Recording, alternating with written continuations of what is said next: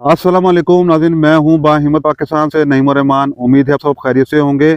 नाज़रीन, दो खबरें हैं आज के प्रोग्राम की। पहली खबर तो ये है कि कराची को प्राइवेटाइज और वफाक के हवाले, और दूसरी खबर ये है कि ओमान और यूएई का भारत को बेहतरीन किस्म का झटका। तो पहले बात करते हैं कराची को प्राइवेटाइज और वफाक के हवाले। नाज़रीन, कल से एक बयान जो है वो वायरल हो रहा है। एक शैला रज़ा साहब जो पीपीपी के रहनुमा हैं, दूसरा जो है अयाज पिलेजो साहब। अयाज पिलेजो साहब क्या कहते हैं? सिंध के 8 करोड़ अवाम मरने मारने के लिए तैयार हैं, आप अपना खून बहाएंगे लेकिन कराची नहीं देंगे। जबकि शैला रज़ा क्या कहती हैं कि ये सिविल वार हो सकती है लेकिन कराची को वफाक के हवाले नहीं किया जा सकता। कराची को सिंध से अलग करने वाले सिर्फ ख्वाब देख सकते हैं। तो नाज़रीन, यहाँ पर मैं ये कहूँगा दोनों मोहतरमा को और मोहतरम को कि देखें जी, मैं खुद कराची का रहने वाला हूँ। मैं कराची 30 साल मेरी वहाँ पे जो है लाइफ कराची में गुजरी है, और आप यकीन करें कि कराची वैसा का वैसे ही है। कराची टूट फूट का शिकार है। कराची की रोडें जो हैं वो टूटी हुई हैं। वहाँ पे पानी अगर जमा हो जाए तो ख़त्म होने का नाम नहीं लेता। गटर के ढकने तो आप सुनते हुए आ रहे हैं कि वो वहाँ पर मौजूद ही नहीं है। कई नाले ऐसे जिनके ऊपर से कवर नहीं किया गया। इसके अलावा डकैती, मोबाइल स्नैचिंग और रोज़मर्रा की दुकानों के अंदर डकैतियाँ, ये तो वहाँ का आम जो है मामूल बन चुकी हैं।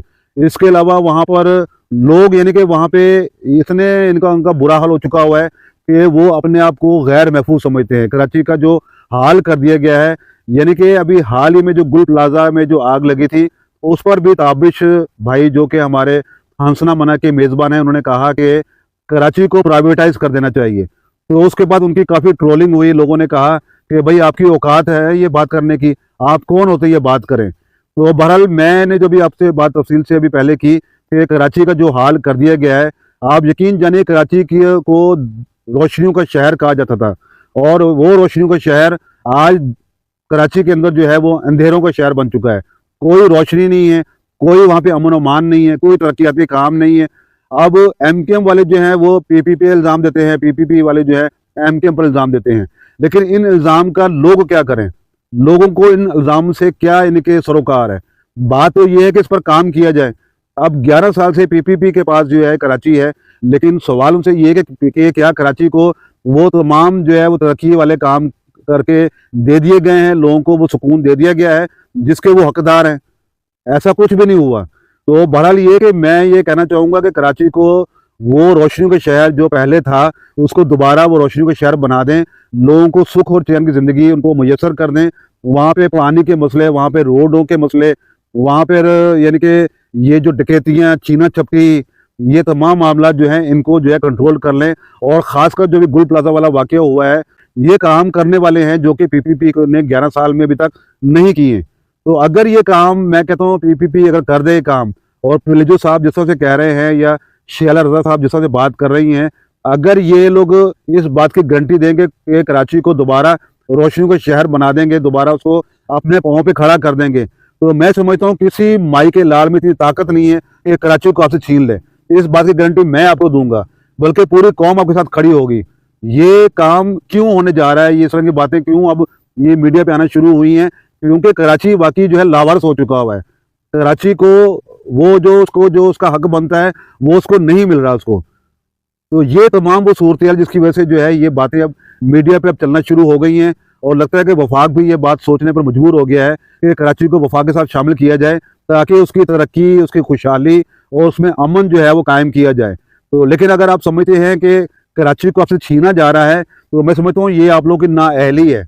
अगर आप लोग आज ये बातें कर रहे हैं, अगर ये बातें आपको करने की ज़रूरत ही नहीं पड़ती, यानी आप डिफेंड क्यों कर रहे हैं इन बातों को? इसलिए डिफेंड कर रहे हैं कि आपने को काम ही नहीं किया हुआ।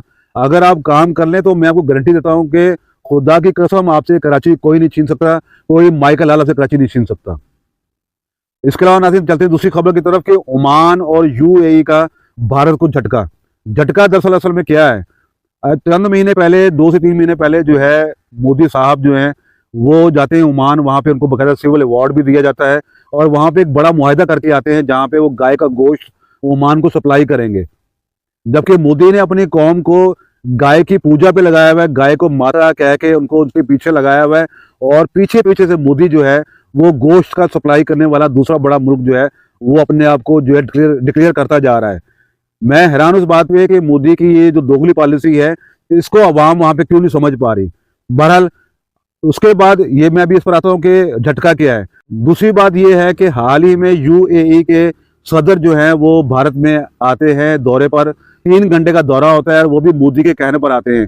स्पेशली वो दौरे पर जाते हैं, वहां पर जाके वो कुछ एग्रीमेंट्स करते हैं। उसके बाद जो है मोदी और उसके चेले और खासकर जो गोदी मीडिया है वो चीख चीख कर दुनिया को बता रहा है। बता वो दुनिया को नहीं रहा है, वो बता अपने लोगों को रहा है बेसिकली ठंडा करने के लिए। वो बता रहा है कि भारत ने यूएई के साथ जो है दिफाई मुआहदे कर लिए हैं, भारत ने जो है बड़े बड़े कारोबारी मुआहदे कर लिए हैं। और अब देखिएगा कि अब भारत और यूएई जो है देखें अब वो क्या क्या गुल खिलाने जाएगा और दुनिया हैरान हो जाएगी। अब हैरान क्या होगी, अब ये दोनों मुल्कों के साथ जो उसने मुआहदे किए हैं, जहाँ एक ने एक के साथ गोश्त का मुआहदा किया है, अपनी गाय का गोश्त जो है वो बेचेगा उनको, और दूसरा जो है उसने यूएई के साथ जो दिफाई मुआहदे किए हैं। मेरा यहाँ पे ये मैं हैरत मुझे होती है कि बॉर्डर 2 फिल्म आपको पता है कि अभी रिलीज हुई है, लेकिन अफसोस के साथ कहना पड़ता है कि भारतीयों कि आपकी जो फिल्म है ये बॉर्डर 2 ये खलीज के किसी मुल्क में जो है रिलीज नहीं की जा रही, उन पर बैन कर दिया गया है।